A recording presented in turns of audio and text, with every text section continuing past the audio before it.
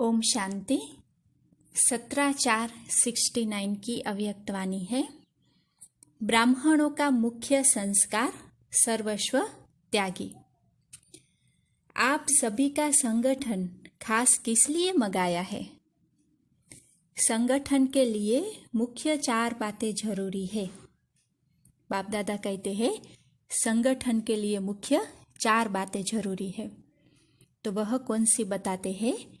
आपस में एक दो में स्नेह, दूसरा नजदीक संबंध, तीसरा सर्विस की जिम्मेवारी और चौथा ज्ञान योग की धारणा का सबूत। इन चारों बातों में तैयार हो। एक दो में स्नेही कैसे बनना होता है? स्नेही बनने का साधन कौन सा है? यह जो एक दो से दूर हो जाते हैं उसका कारण यह है क्योंकि एक दो के संस्कार, एक दो के संकल्प नहीं मिलते हैं। बाप दादा ने कहा कि स्नेही बनने का साधन कौन सा है और जो एक दूसरे से दूर हो जाते हैं तो उसका कारण क्या है? तो एक दूसरे के संस्कार, संकल्प नहीं मिलते हैं। सभी के संकल्प, संस्कार एक कैसे हो सकते हैं? तो किसी ने कहा संस्कार तो हर एक के अपने अपने हैं। तो देखो बाबा क्या कहते हैं, संगम युगी ब्राह्मणों का मुख्य संस्कार कौन सा है? साकार रूप में मुख्य संस्कार कौन सा था? जो ब्रह्मा का संस्कार वह ब्राह्मणों का संस्कार। तो इस बात पर हमें अटेंशन देना है कि जो भी ब्रह्मा बाबा का संस्कार है वह हम ब्राह्मणों के संस्कार होने चाहिए। अभी हमारी ऐसी भाषा नहीं होनी चाहिए कि यह मेरी नेचर है, यह मेरा संस्कार है, यह मेरा स्वभाव है। अभी यह हमें बदली कर देना है। अभी यह हमारी भाषा नहीं होनी चाहिए। जब से हम ब्राह्मण बने तो हमारे संस्कार ब्रह्मा बाप के ही संस्कार होने चाहिए। साकार ब्रह्मा का मुख्य संस्कार कौन सा था?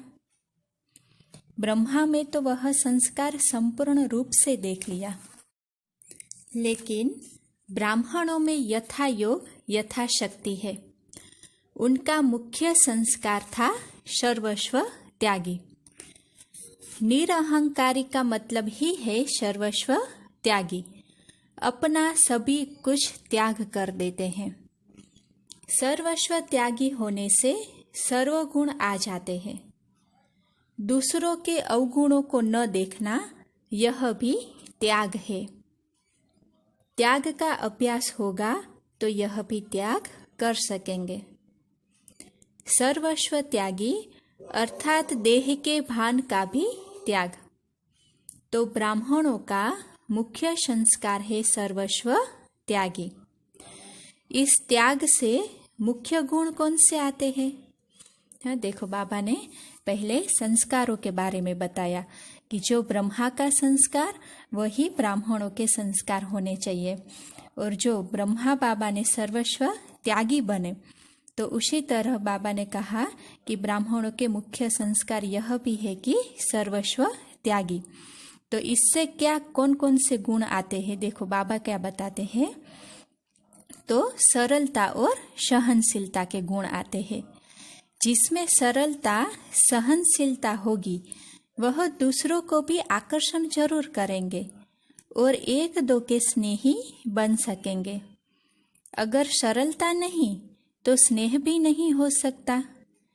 एक दो में स्नेही बनना है तो उसका तरीका यह है। तो एक तो सर्वस्व त्यागी देह सहित। इस सर्वस्व त्यागी से सरलता, सहनशीलता आपे ही आएगी। हाँ, बाबा कहते हैं कि जो सर्वस्व त्यागी बनेंगे उसमें अपने आप सरलता और सहनशीलता आएगी।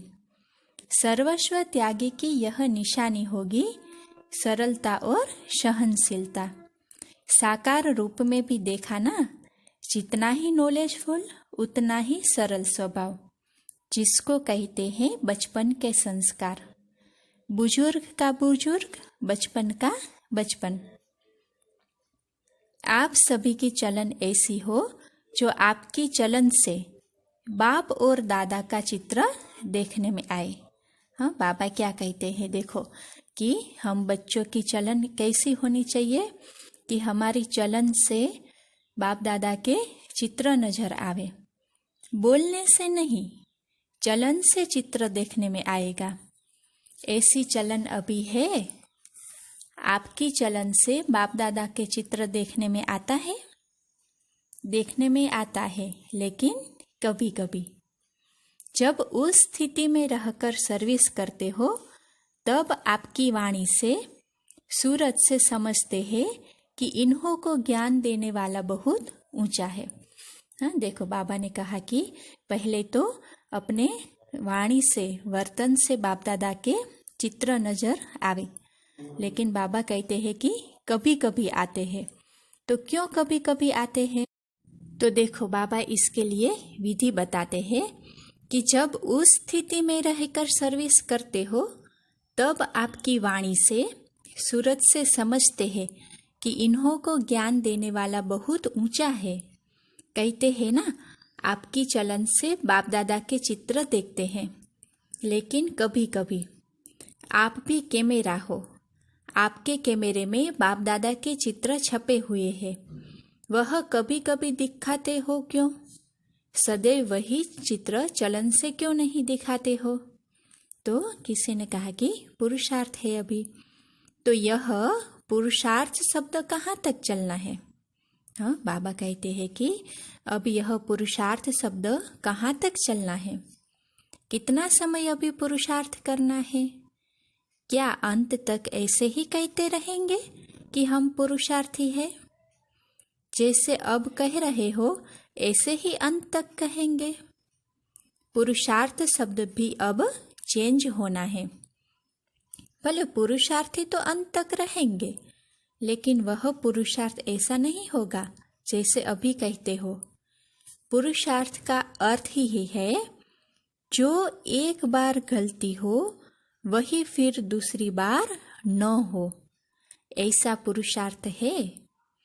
पुरुषार्थ का जो अर्थ है उसमें प्रैक्टिकल में आना है। एक ही भूल बार बार हो तो उसको पुरुषार्थ कैसे कहेंगे? पुरुषार्थ का लक्ष्य तो होना चाहिए ना।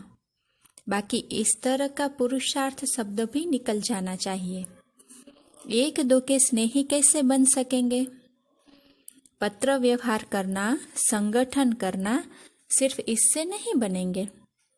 यह तो स्थूल बात है, लेकिन एक दो के स्नेही तब बनेंगे जबकि संस्कार और संकल्पों को एक दो से मिलाएंगे।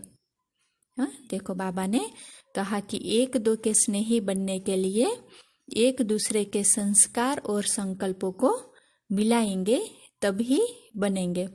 तो उसका तरीका देखो बाबा क्या कहते हैं।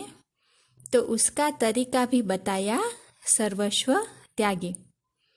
तो सर्वस्व त्यागी की निशानी क्या होगी? तो किसी ने कहा कि सरलता और सहनशीलता। तो बाबा कहते हैं जब यह बातें धारण करेंगे तब स्नेही बनेंगे। सरलता लाने के लिए सिर्फ एक बात जरूर वर्तमान समय ध्यान में रखनी है। वर्तमान समय देखा जाता है, आजकल की स्थिति जो है वह कुछ स्तुति के आधार पर है। स्तुति और निंदा दो शब्द है ना। तो वर्तमान समय स्तुति के आधार पर स्थिति है, अर्थात जो कर्म करते हैं उनके फल की इच्छा व लोभ रहता है। कर्तव्य के फल की इच्छा ज्यादा रखते हो। स्तुति नहीं मिलती है तो स्थिति भी नहीं रहती, और स्तुति होती है तो स्थिति भी रहती है। अगर निंदा होती है तो निधन के बन जाते हैं, अपनी स्टेज को छोड़ देते हैं और धनी को भी भूल जाते हैं। तो यह कभी नहीं सोचना कि हमारी स्तुति हो। तो इसलिए देखो बाबा क्या कहते हैं कि स्तुति के आधार पर स्थिति नहीं रखनी है। स्तुति के आधार पर स्थिति रखी तो डगमग होते रहेंगे। जो अनन्य है उन्हों का प्रभाव दिन प्रतिदिन आपे ही निकलेगा, लेकिन प्रभाव में खुद ही प्रभावित नहीं होना है। यहाँ ही फल को स्वीकार कर लिया तो भविष्य फल को खत्म कर लेंगे। जितना गुप्त पुरुषार्थ उतना गुप्त मददगार और उतना ही गुप्त पद बन जाता है। दूसरे भले कितनी भी महिमा करें, लेकिन उनकी महिमा के प्रभाव में खुद प्रभावित नहीं होना है। कोई भी कार्य करना है तो संगम पर ठहर कर जजमेंट करनी है। देखो अभी इस बात पर हम अटेंशन देंगे। तो देखो बाबा क्या कहते हैं, क्योंकि आप सभी संगम युगी कहलाते हो, इसलिए जो भी बात होती है, हर बात के दो तरफ तो होते हैं ना। दोनों तरफ से संगम पर ठहर जजमेंट करनी है। न उस तरफ ज्यादा न इस तरफ ज्यादा, संगम पर ठहरना है। तुम संगम योगी ब्राह्मणों का जो भी कर्तव्य चलता है वह संगम पर नहीं ठहरता है, इस तरफ व उस तरफ चला जाता है। जैसे आप लोग गृहस्थ व्यवहार में रहते हो और सर्विस में भी मददगार हो, तो दोनों तरफ संभालने के लिए बीच में ठहरना पड़ेगा। दोनों के बीच की अवस्था में स्थित रहना है। संगम पर होंगे तो दोनों को ठीक करेंगे। तुम्हारा खान पान, पहनना आदि सभी बीच का ही है। इस रीति जजमेंट करते हो तो बीच की स्थिति में स्थित होकर दोनों तरफ के जजमेंट कर फिर चलना है।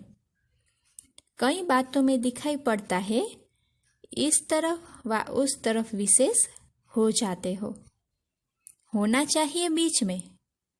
तो बाबा कहते हैं कि बीच की अवस्था है बीज, यानी कि बिंदी।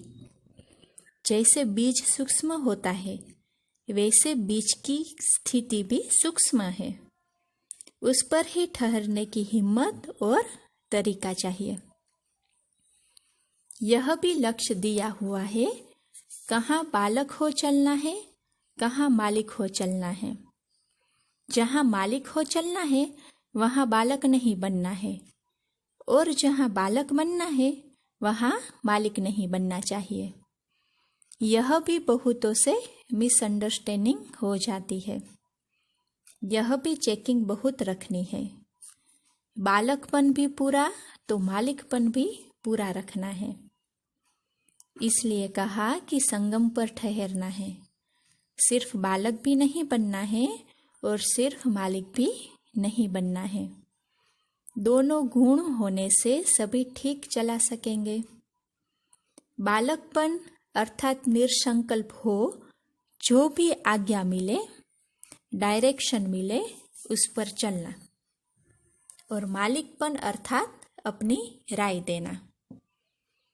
किस स्थान पर मालिक बनना है वह स्थान और बात देखनी है।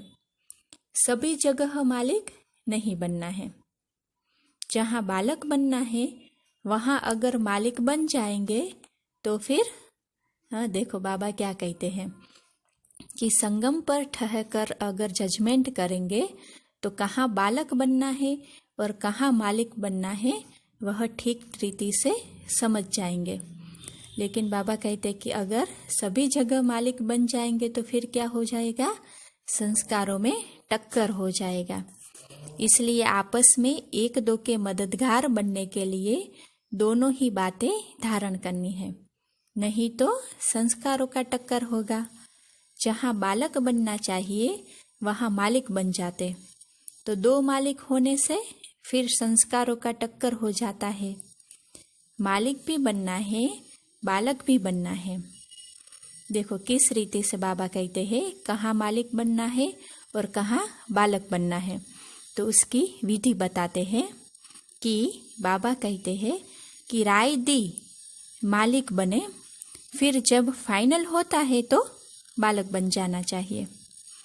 किस समय बालक, किस समय मालिक बनना है, यह भी बुद्धि की जजमेंट चाहिए।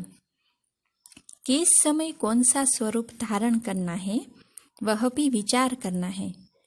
बहुरूपी बनना है ना, सदैव एक रूप नहीं, जैसा समय वैसा रूप। उल्टे रूप से बहुरूपी नहीं बनना है। हाँ, बाबा कहते हैं कि उल्टे रूप से बहुरूपी नहीं बनना है, सुलटे रूप से बनना है। अच्छा, ओम शांति।